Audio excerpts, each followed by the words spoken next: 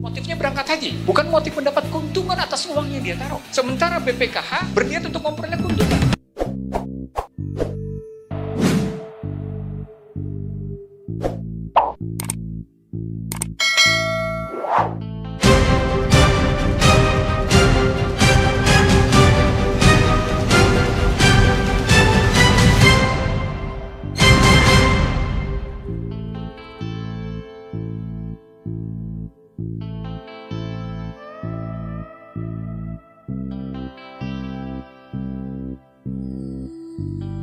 Argumen maqasid syar'i tentang keselamatan jiwa dalam beribadah runtuh dengan ayat inna sholati wa nusuki wa mahyaya wa mamati lillahi rabbil alamin.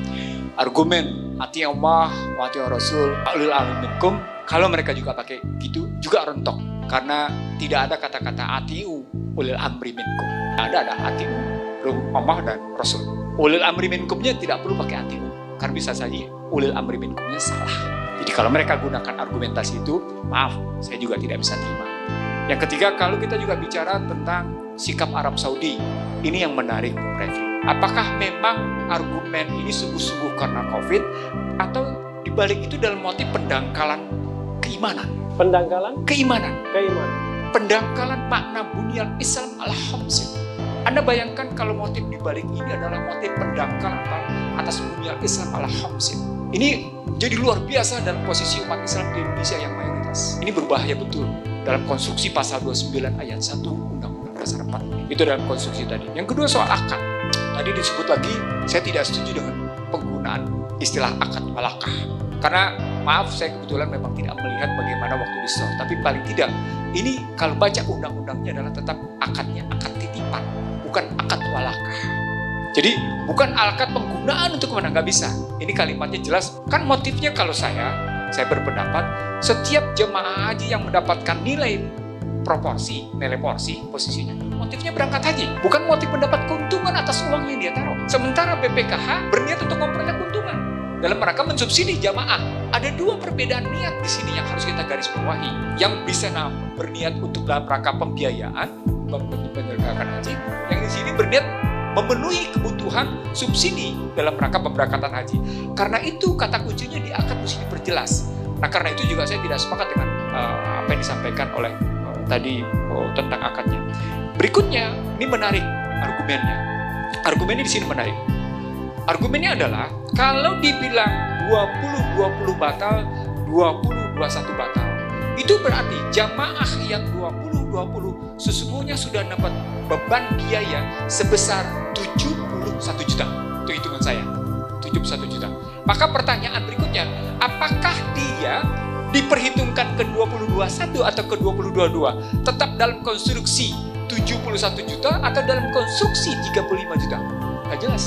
Karena kalau pakai mekanisme kemarin 20-20 adalah mereka diberangkatkan, kemudian sekarang dibatalkan, 20-21 juga dibatalkan, maka beban BPKH atas konstruksi keuangan adalah bukan pada perhitungan optimalisasi di 25 juta, tapi di 71 juta, karena sudah disubsidi. Seorang Husnul Maria berangkat 20-21, tapi batal.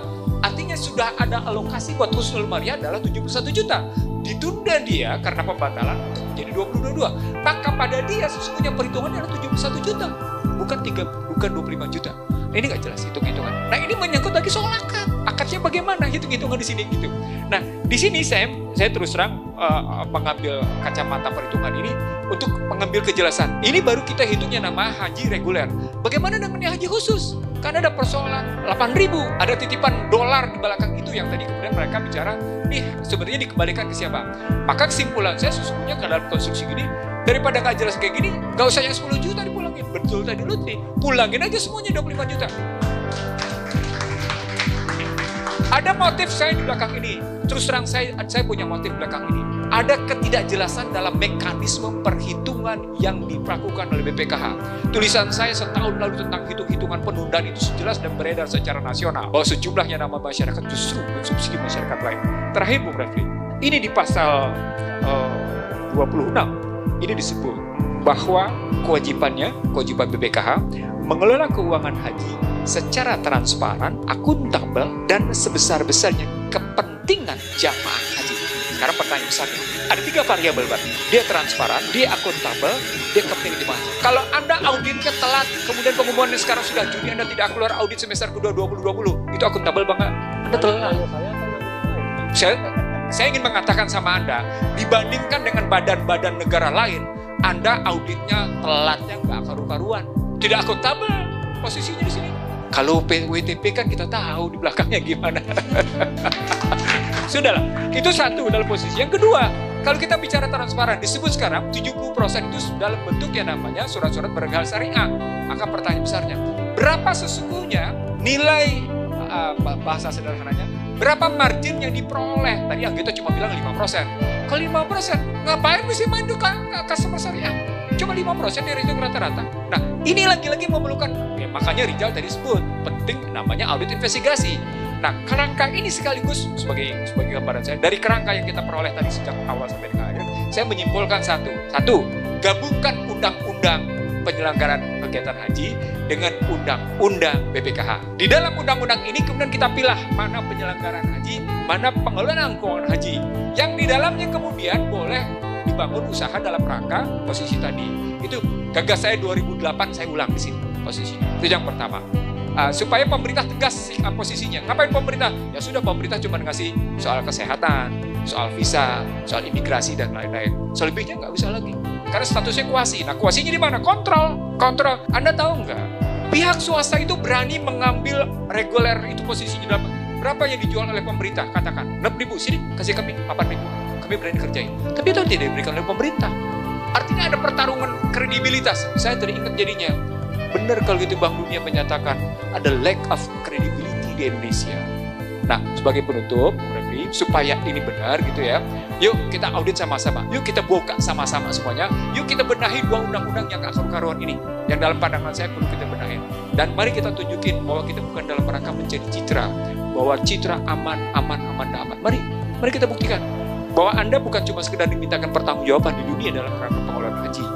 Anda tidak bisa bicara Islam Arab dan Islam Nusantara. Karena begitu Anda sampai pada posisi itu, Anda sudah dalam posisi langsung melawan Islam rahmatan lil alamin.